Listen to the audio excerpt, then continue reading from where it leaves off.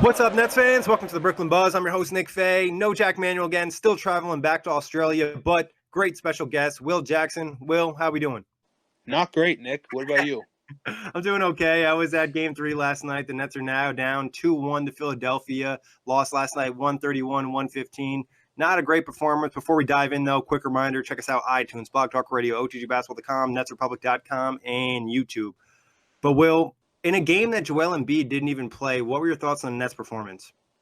We just didn't get anything going, and especially on the defensive side, just Philadelphia, Tobias Harris, JJ Redick, and Ben Simmons just dominated the entire game, and basically, we tried to come back a couple times in the game, but every time we tried to make a comeback, they just kept hitting more threes, and we just never got back into it. Yeah, I thought defense was a huge factor in this game. Obviously, you allow a team to shoot 47% from the field, 40% from three. You're not going to win many games. Also, rebounding again, out-rebounded 54-43. There were some questionable coaching decisions by Kenny in terms of rotations, different lineups he threw out there. And then on the Nets' hand, not knocking down your three-point shots, 8-39, shooting 20%. You're not going to win many games, especially for a team like the Nets that rely so much on the three-point shot. Yeah, and especially someone like Joe Harris struggling, went 0-4 from 3. Kurucs went 0-3. Dudley went 0-2, had that air ball towards the end of the game. Just we're so reliant on that outside shot, especially because we're not we have Dinwiddie and LeVert who are strong inside, but the rest of our team is pretty much reliant on the outside shot, and we just weren't hitting it all night, and we just weren't able to just keep up with Philadelphia and their elite scorers on the other side. Yeah, I think when you play a team like Philadelphia, and we mentioned Joel Embiid not being there, so they played a little bit differently. They got different guys involved, and overall, the defense on the perimeter wasn't great. The inside defense wasn't great. I felt like the Nets were getting lost off ball. You mentioned Joe Harris. He had a really hard time covering J.J. Redick around screens. He ended up getting hot starting the game, and that just carried on, and every time the Nets were making a run, he'd knock down a three-point shot. And then it just felt like the Nets almost forgot about Tobias Harris at the three-point line, 6-6, and a lot of those were good looks. And then after he got some contested looks later in the game, he already built up that confidence. So it was like Tobias Harris really bounced back in this game with 29 points, and the Nets just didn't do a good job defending him. And then we mentioned Ben Simmons, 31, 11-13, 9 of 11 from the free throw line, 9 assists. He was dominant in this game. Yeah, he heard Jared Dudley's comments and just it motivated him to go off. It's kind of unfair that he's a 6'10" point guard because he can just get anything he wants on like a hook layup inside. But you mentioned Tobias Harris, man. He was just hitting every shot, like contested or not. He was just on fire all night, and that's the thing about Philadelphia is that one night, Jimmy Butler will be on, and if he's off, they can go to Tobias Harris, and if he's off, they can go to Simmons. If he's off, they can go to Redick. It's just insane that you have to keep up with all these guys who can score so much at a really high rate, and the Nets just didn't have it last night. I think when you face a team like that with so many weapons and so many guys who have crucial areas where they can attack, you look at a guy like Ben Simmons, you brought it up. When he gets inside, he's dominant. When he's outside, he's not really having much of an impact on the game. JJ Redick, he's looking to attack on the perimeter, maybe some mid-range shots, not really looking to go to the rim. Tobias Harris can pretty much score from all over, but he's not super aggressive unless you start to give him open shots, what the Nets were doing. So it's like your defense has to be perfect and your communication has to be on point. There was a couple situations where the Nets just did not communicate well, and it was just like lackadaisical defense. It's like JJ Redick's coming off that screen. You see your guys getting caught on the screen. You need to react, especially if we just knock down 2 or 3 threes and this game can get out of hand. I felt like the communication and the reaction from the Nets defense was really poor. Yeah, you mentioned communication on defense, but also on offense. 15 turnovers and only 12 assists this game really stood out to me. We just weren't dishing the ball. D'Angelo Russell, like towards the end of the season, had a lot of 10 assist games. But tonight it felt like he was kind of forcing to put the ball up a lot. He had 27 shots. LeVert had 17. It just felt like we weren't really passing the ball like we normally do. We weren't making the extra pass and just taking a forced shot. And I feel like that just played a huge part into us not getting it going. Yeah, I think the offense was not in a rhythm, and it hasn't been probably for the last 2 games. Game 1, you saw some of that. But the Nets probably aren't doing a good enough job of setting screens off ball to open up guys. The off ball movement isn't consistent enough.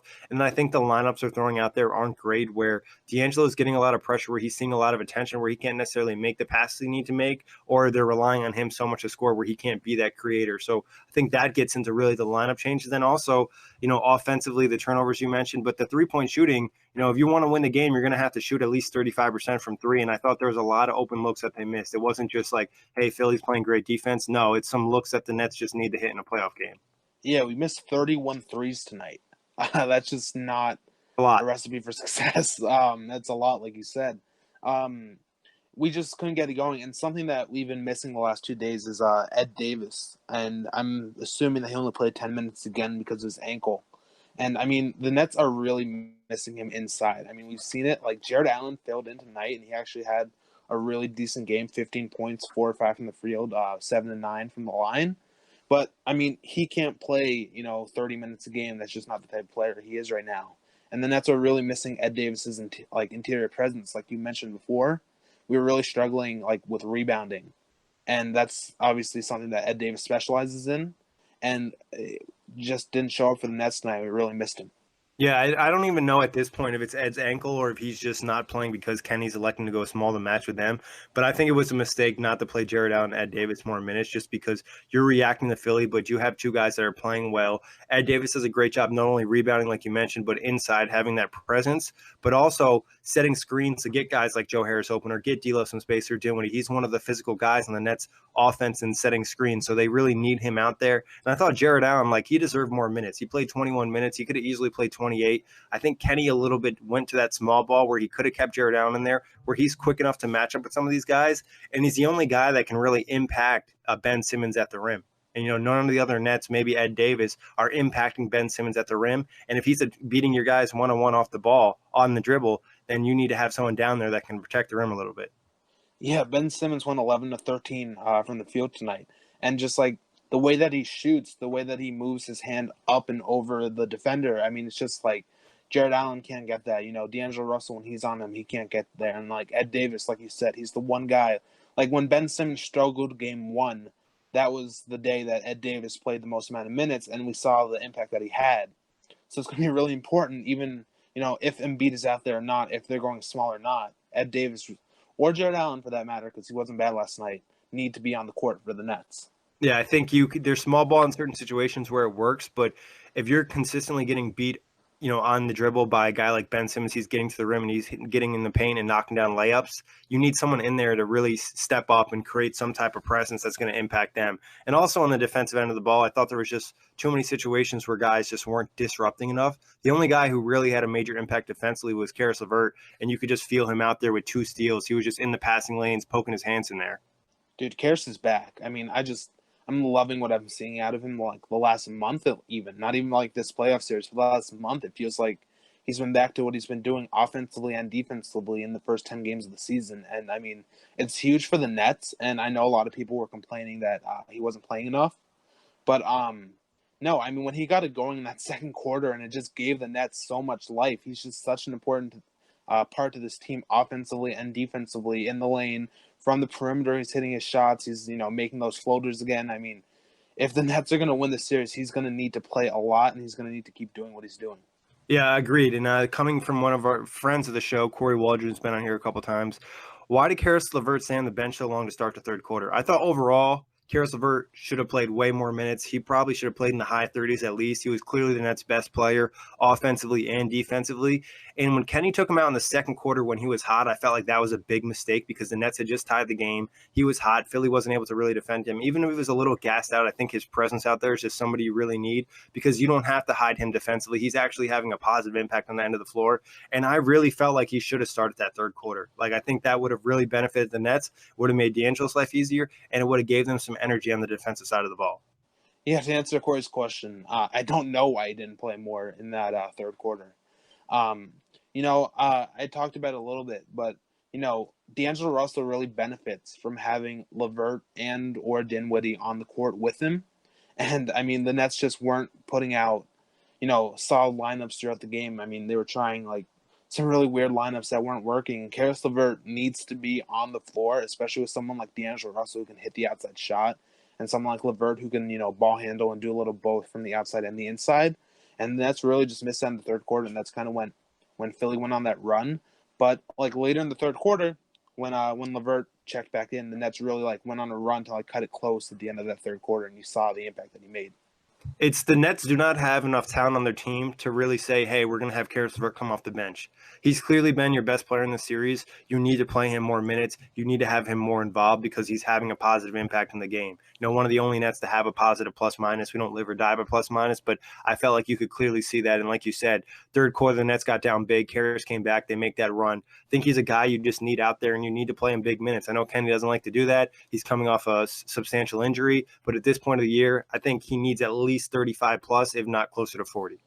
Do you think I was talking to some Nets fans about this on Twitter? Do you think that he should start Yes, I the rest of the 100% think series I think he should start the rest of the series. over Crooks? I would take out Rodions, um, and I would be okay with pretty much subbing out anybody for Caris because he's been that much better than everybody else. Yeah, Other see, than D'Angelo, I would keep D'Angelo and Jared Allen, like obviously, but the other three, like I think there's, Joe Harris, really? I would consider doing over Joe Harris if he's not. Tell that to Jack. I will tell it to Jack, but if Joe Harris can't defend anybody out there, now you have D'Angelo and Joe Harris, and neither guy can defend anybody. You put yourself in a really bad position. The only thing that I like about Krug starting is that he's 6'9", and especially against a team like Philadelphia where they're so big on the inside. Simmons is 6'10", Joel Embiid is 6'11", Boban is 7'3", I think 7'4", and Caris LeVert is I think 6'6", 6'7". We just need a little bit more length, and Krug provides that. Obviously, he's not doing anything near what LeVert does defensively and offensively, but just having a little bit of a bigger presence there helps a little bit. But no, I'm definitely a little bit for Caris LeVert starting the rest of the series. I think there's an argument for every guy. There's also an argument against it too. You know, you look at Rodions, you mentioned the length. You could argue maybe he's done a solid job on Ben Simmons compared to some of the other guys, and he actually can get up for some rebounds.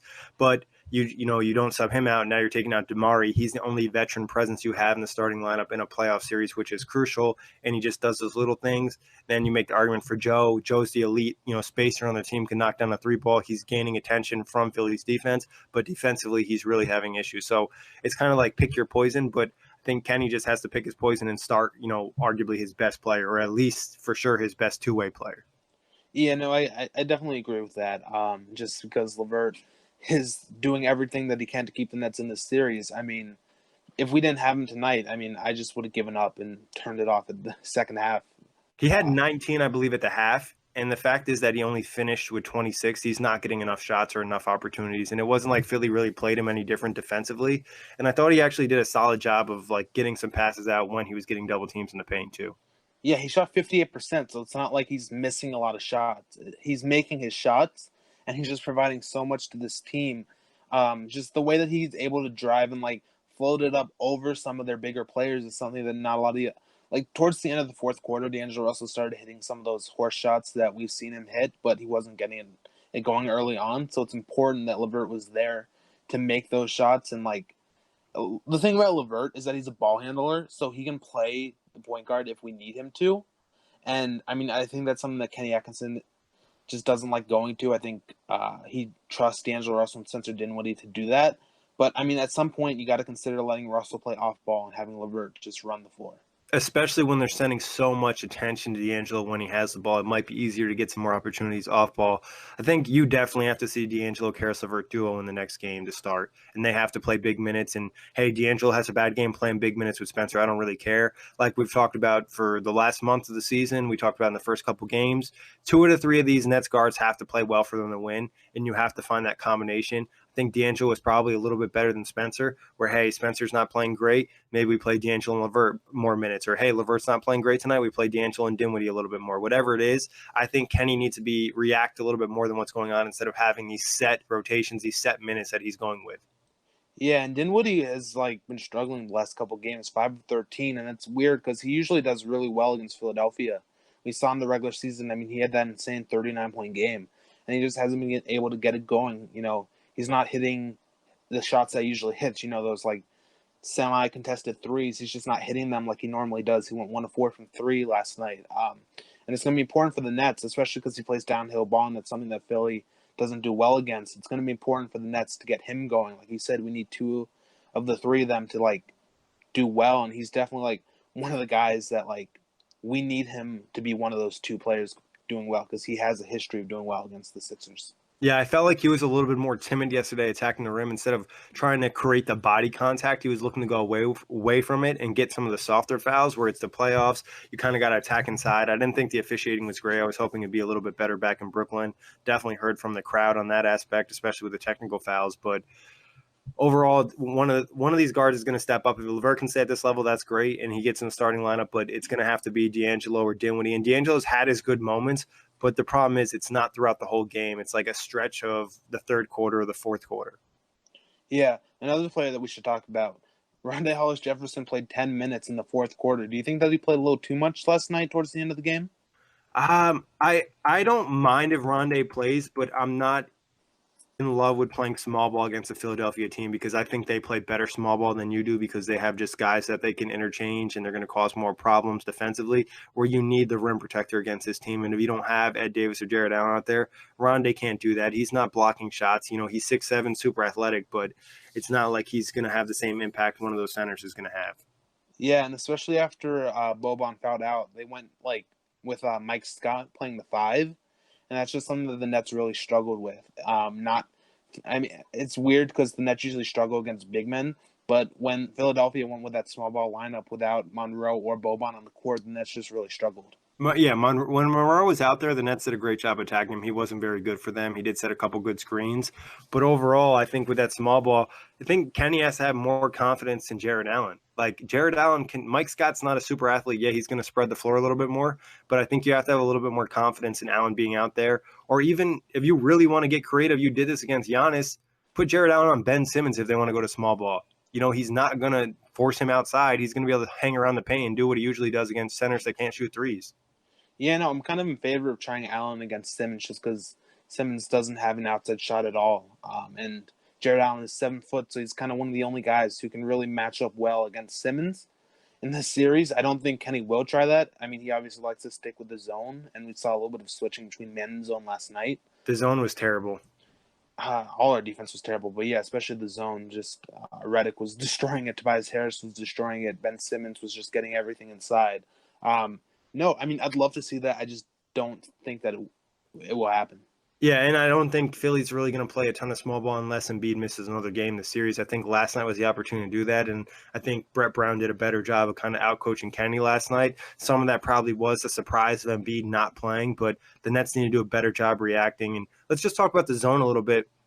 And the overall defense. And we talked about the defense not being great and the zone not being great. I think the number one thing you're trying to do in the playoffs and in general is disrupt the other team's offensive flow. And when you play a zone defense, you're pretty much giving them open looks because the ball is going to move faster than the players and they're eventually going to find something. So it's not making life difficult for them. And then in terms of just a regular man-to-man defense, I think they have to look to switching in some situations where they haven't. You know, if you have Trevion Graham on Ben Simmons and Damari Carroll and Jimmy Butler, they're running a pick and roll switch. You're about the same height players. You know, if it's Joel Embiid or Boban, maybe you got to think about it twice. But a lot of guys are around the same size, so you're defending him on different positions.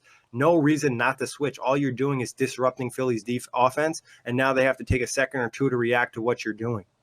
Yeah, I mean, defense is definitely one of the things that we need to work on the most. I mean, there's just nothing that we can do now. The game already happened.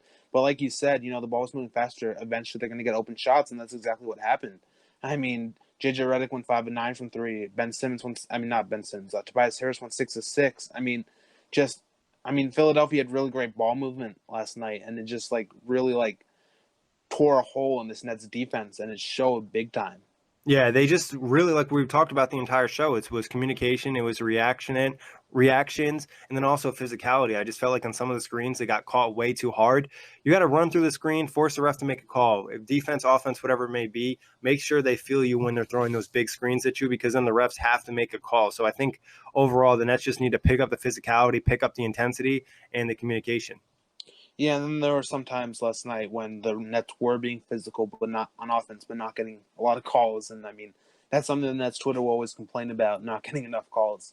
No, But and it's true. There was definitely calls that should have went the opposite way, and they didn't. And I think some of that's just the growing pains of a young team going against a star-studded team in Philadelphia who has the big names. There's one play that stuck out where Jimmy Butler, flopped after a jump shot. Like, if they're calling that, then there's about 10 calls they miss on the other end. And I thought the Tex, you don't really see a ton of Nets games where multiple people get teed up. I think Kenny was teed up and Spencer was teed up. Spencer's not really a surprise, but Kenny usually only gets teed up if the officiating's really bad. And I felt at moments in the game, it was not consistent. In one play I know that pissed off the Nets was JJ Redick grabbed Jared Dudley's arm as he was going for a three, and he ended up getting 3 free throws. Yeah, I mean, that's just something, like I told you, I didn't think that the officiating would get better even if the Nets are home. And, I mean, it didn't. And, I mean, that's something that really affects the game because it's something that, free throws are something that we've been actually pretty decent at. One of the best in the league this year. Yeah, and we shot 82% last night. I mean, we were doing a good job, when we got to the line. I mean, Joe Harris went 4-4, Jared Allen went 7-9. I mean, it's something that when we get there, we'll capitalize on those opportunities. But it's just we weren't getting there enough, and especially when there were times where we felt like we probably should have gotten there, I and it felt like just a lot showed. of the free throws, this happened in game 2 as well. The free throws came when it didn't matter. Yeah. Where, in the beginning of the first half, they needed more foul calls, but then they started getting the foul calls when Philly was already up 10 or 15 and their offense was really clicking. So overall, I just think, the officiating wasn't consistent throughout the whole game. So, I mean, that's going to happen. Like I said, being a young team, that's a growing pain you're going to have to deal with. Hopefully it's better in game 4. Now, moving on to another player, anybody else you want the spotlight? I mean, Jared Dudley was talking a lot, like we know on social media, said that stuff about Ben Simmons and didn't have a great game. But yeah, other than that, I mean, I think we pretty much talked about everyone on this team that played. Yeah, I think talking Dudley and Rodions and Trevion Graham, you need more production there. You got 3 points from those 3 guys. If they're going to play minutes, they're going to have to put up some type of points, some type of contribution. And even Damari didn't necessarily have his best shooting game. He hit, I think, 2 threes early in the game, and then after that, you really didn't necessarily feel him offensively. Yeah, those were his only points. He only had 6 points, and those were the 2 threes that he hit early. So, I mean, yeah, we talk about the veterans on this team all the time and how they're so valuable. And, I mean, we need that to keep up. I mean, we can't just have Jared Dudley play 16 minutes and not do anything. We can't have DeMar Carroll go 2 for 8. We can't have, Trevion Graham play 11 minutes and just not have anything on the stat line except 0 for 1 from the field. I mean, these guys need to get more shots up. They need to hit consistently. It's just a lot went wrong for the Nets last night, and that certainly didn't help. Yeah, honestly, they just need to be better. Now, get into a couple questions from some listeners and one from Jack. We'll start with Jack. How do the Nets go about stopping a newly motivated Ben Simmons? He's a 6'10" point guard. It's very hard to defend him. I think one of the ways that we talked about it earlier that I don't necessarily think will happen is putting Jared Allen on him. But other than that, I mean, just he's such a monster inside. Like I said, he's 6'10", and he plays the point guard position. He'll get anything that he puts up inside, so the Nets have to do a really good job contesting him inside and playing a really tight defense on him. Otherwise, if you leave him just an inch of space, he'll just get a shot up and he'll go in. So, I mean, one thing the Nets have to do is force him to take a contested shot or force him to pass it up to someone else, because if not, he's just going to have another night where he shoots 84%. Yeah, no, they got to do a better job of defending him. I think some of it is the double teams worked when he was in the paint. He didn't react well. It's, Caris LeVert got a couple steals in there or poking at the ball. When you let him get to the restricted area or even down towards the block, he's automatic, especially if he has any type of height or athletic advantage on his defender. He's going to knock down the shot or bank it off the backboard, whatever it may be. I thought Rodions did an okay job, but Philly's done this since game 2, and they've set a lot of inside picks. It's either the center setting a pick, JJ Redick, and they're setting picks, screening off Jared Allen so he can't get open. I think some of it has to be switching. Some of it just has to be reaction from the rest of the team and communication. And we talked about defense a lot. I think when the Nets are playing at their best, obviously, hopefully on-ball defense is good. But at some points, it's not going to be because of pick and rolls and screens out there. It's when the team's reacting, they're running all over the floor, communicating, helping each other out, and picking up rotations. Yeah, he's just so good inside, and like you said, the inside screens. That's just something the Nets really struggle with, especially with Jared Allen has trouble picking those up. I mean, He's that's outweighed by 50 to 100, depending on which guy's screening him too. yeah. I mean, he's so light, and that's something that we really miss with Ed Davis, because Ed Davis is a lot more physical. He's just someone who's a little bit of a better rim protector, or not a better rim protector, but he's definitely bigger presence in the paint. Bigger presence inside and in the game. In there, and they just can't move Ed as easy as they can move Jared Allen.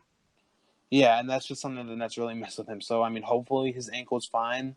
Hopefully it's just an ankle injury and Kenny's not just benching him because he doesn't think that the rotation is working. I mean, I just hope for Kenny's sake that that's the case. Yeah, it'd be interesting to see how they adjust in Game 4, which we'll talk about in a little bit. Another question from OTG guy, Nick Cuvalo. Who's going to step up alongside Caris and Russell in the scoring column? I'd love to say Dinwiddie, but I feel like that's a cop out because I mean, obviously the Nets are better when he steps up. But I mean, I really think we need someone from like the forward play to step up, not like necessarily a guard because Russell and LeVert will obviously score. So I want to go with someone like DeMar Carroll or Rodion Kurucs. Really need to like get it going because we've seen like when Rodi can score, he can really like do well inside. He can get to the line. I mean, sometimes he'll even hit the outside shot consistently, and that's something that like he really needs to step up and do. And I know he's a rookie, and this is obviously his first time in the playoffs, like many other players on the Nets. But I mean, that's something that he really needs to step up with on the offensive side. I mean, he can't go 1 for 5 and 0 for 3 from three. And then also DeMar Carroll is someone that I mean we kind of bank on to hit a few of those threes that he took last night and hit them. And then also just inside, I mean, he's pretty much like a solid veteran who's good at passing the ball as well as like scoring from the outside. He's someone that we really need to rely on later in the game. Like early in the season when we played that triple overtime game, he's one of those guys that really stepped up late in the overtime periods, and I mean that's something that we need him to do again. Yeah, I like your Damari pick. I think he's a guy that can step up. Not only a three-point shot, but we saw it a little bit in Game 1 and Game 2. Driving inside, trying to get some free throws, being a little bit more active. You just didn't quite feel him as much out there yesterday. And then also, you mentioned Rodions. I'm going to go with Joe Harris. I think Joe Harris has to find a way to get going. Philadelphia's done a great job of really sticking to him on the perimeter. But it's on him and on the Nets to find a way for him to get open shots and knock down the three-point ball. He was the leader in three-point percentage this year for a reason. The Nets need to find a way to get that going because that's just going to open up the offense to a different element. Yeah, I mean, Joe Harris, we've seen it so many times. When he's on, he can hit any three-point shot that he takes, contested or not, deep or not. Like, and especially, like, he's pretty good at driving inside and getting to the line as well.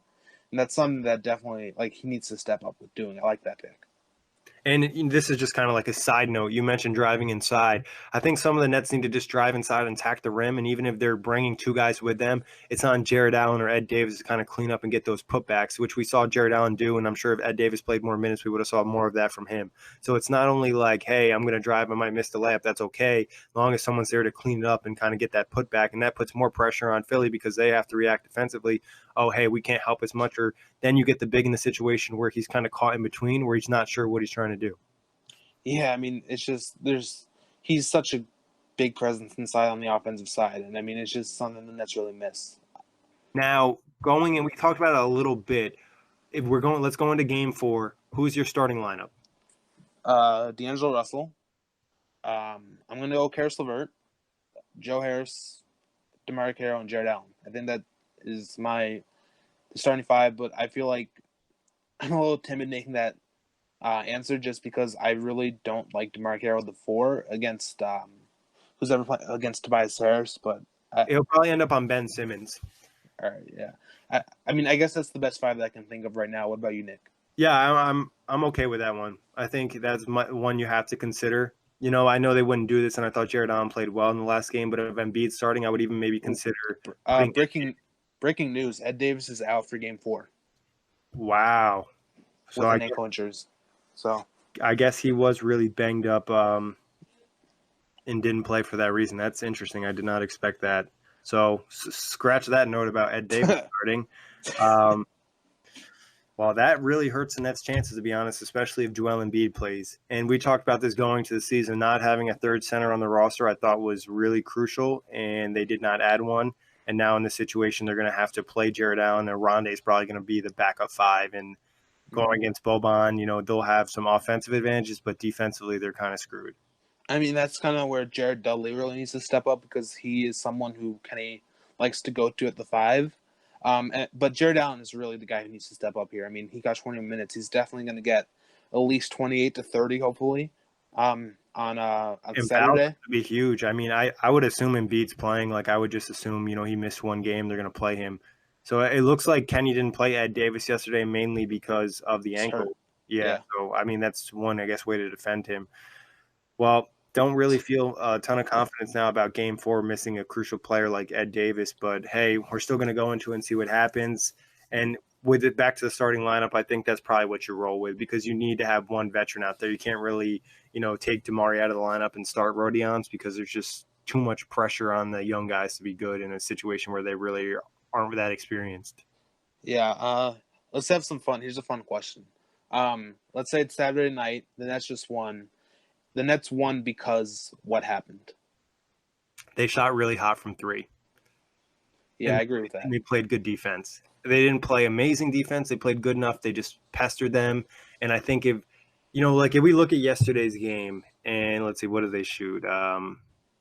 8 of 39. So let's just say they shoot like 14 of 39, which I don't even think is a crazy percentage. I'm not a math major, so I'm not getting that off the top of my head.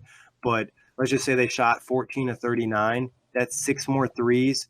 It's 18 more points. They win the game. So it's just like shooting hot from three. And I don't, like I said, there was some bad looks in there, but there's plenty of looks that they usually knock down. So I think getting 3-point shooting going is going to have a major impact if the Nets want to extend the series, especially with the lack of Ed Davis now.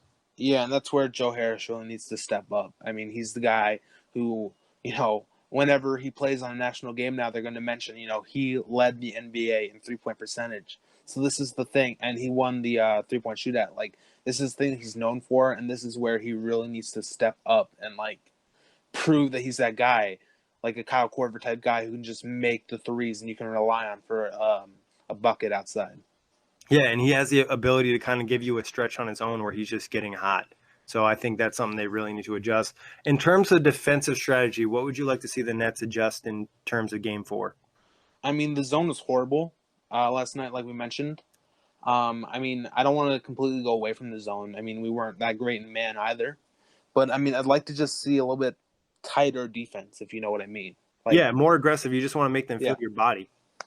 Yeah, we need to be tighter. We need to be more aggressive. We need to, like, not let – I mean, it's not an easy thing to do, but we can't let Tobias Harris go 6 of 6 from 3. I mean, we need to force him to take more contested shots. We need to force JJ Redick to not get off to a hot start from 3. I mean, like, once Philadelphia got off to that hot start, I mean, we tried to come back, but we just never could complete it.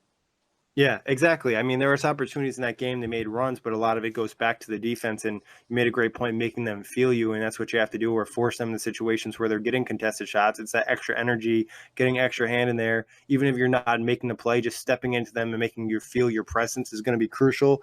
And I think they have to consider switching more in a lot of situations. I think it's just going to help them a lot. They're not going to go with as many open shots and just, rely on double teams when you have to. Just keep the Sixers thinking on the offensive end, what's coming next from the Nets, and make them have no idea. And that's something we talked about, Jack and I, when we did the previews. You want to keep them on their toes because they have to react to the defense, not knowing, hey, we're going to go down this possession and do what we want to do. Yeah, I mean, just defense. Like, people, it's a cliche, but it's true. Defense wins championships. And, like, if the Nets are going to win another game or another 3 games in the series, it's going to be because of their defense. It's not going to be because, D'Angelo Russell scores 40 points tomorrow. It's not going to be because, Joe Harris, finally got it going. It's mostly going to be because the Nets really tightened up their D and were able to contain Tobias Harris, JJ Redick, Joel Embiid, and Ben Simmons. 100%. Now, Game 4 predictions. Who's going to win? You put me in a tough spot here, Nick. That's my job. I try not to be biased. I'm going to be honest. With Ed Davis out, I just don't see it. I mean, I know you're positive, so hopefully you'll be able to put positive spin on it, but I just don't see how the Nets come out and, win by any margin tomorrow. Yeah, it's going to be tough. I'm not going to lie. I mean, you could tell in my voice when you told me the Ed Davis news that it was definitely alarming. I'm going to say the optimistic one on this show and think they can still pull it out. Maybe they're due for a really hot game from 3, if we're being honest, though. Game 2, bad from 3. Game 3, bad from 3. And some of that's Philly's defense, but a lot of that is just the Nets missing open shots. And I think Kenny's has the opportunity now to make a major adjustment. And this game is going to show a lot about who Kenny Atkinson is as a coach, It's going to show his ability, will he make major adjustments? Is he willing to go away from a lineup that he started for the last 2 months, basically? Is he willing to, switch up the defense that he's gone to the last 2 months? How much is he willing to change? This game is really going to tell a lot about him.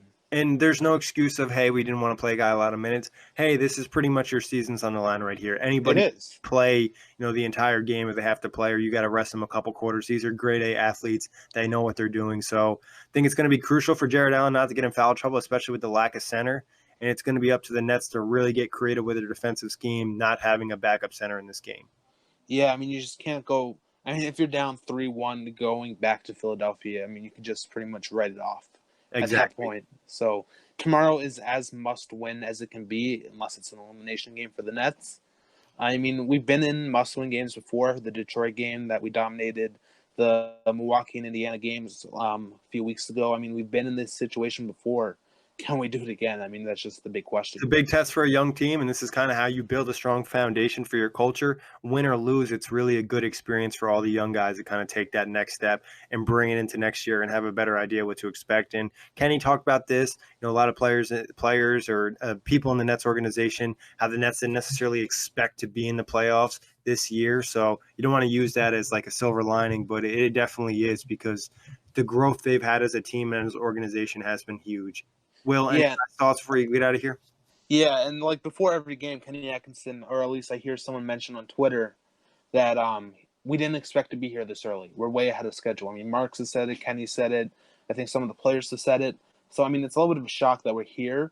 So I mean, win or lose tomorrow, I mean, just be grateful that we made it, and we were like, it's not like we snuck in. We were the 6th seed in the Eastern Conference, and I mean that's something to be proud of. That's something that we can really look forward to as an organization. And like everyone keeps mentioning, we're playing with house money. So even if we lose tomorrow, it's not like we're in Philadelphia's shoes where they're pretty much at a must-win point in their franchise, or else they're going to have to consider some serious changes. Yeah, I mean, if they lost, it was almost a must-win game for Philly yesterday, because if they win the game 4 down 2-1, all the pressure's on them. So that was a big win. But the Nets now have a lot of pressure on them. And I think if you told me in the beginning of the year, hey, the Nets are going to make the playoffs, I'd be like, all right, well, they'll probably get swept in the first round or maybe win one game. So I think that's where expectations are. And it's easy to change expectations after we all saw game 1 and the Nets expose them in different areas. But as always, great having you on, Will. Thank you, as always, for everybody listening. Check us out, iTunes, Blog Talk Radio, OTGBasketball.com, NetsRepublic.com, and YouTube.